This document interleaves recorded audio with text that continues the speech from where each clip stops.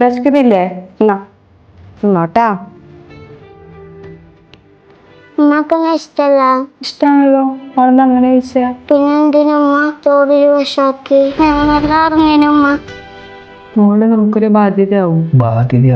ഇപ്പഴേ ഒഴിവാക്കുന്നതല്ല. സ്കൂൾ വിട്ട് വന്നാല് കുറച്ച് ചോറിനായി കൊടുത്താൽ മതി. അങ്ങനെ കണ്ടിന് ഉമ്മക്ക് വറാത്തിലപ്പുറം പോവാൻ വേണ്ടിട്ടല്ലേ ഇല്ലാത്തോണ്ട് എന്നെ വളരെ ബുദ്ധിമുട്ടാണല്ല.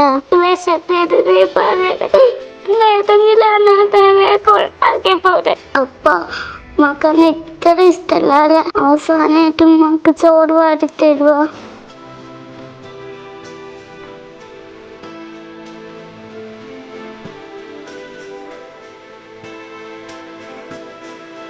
ഈ കുട്ടീന്റെ ജീവിതം ഇല്ലാണ്ടാക്കിയിട്ട് നമുക്കൊരു ജീവിതം വേണ്ട.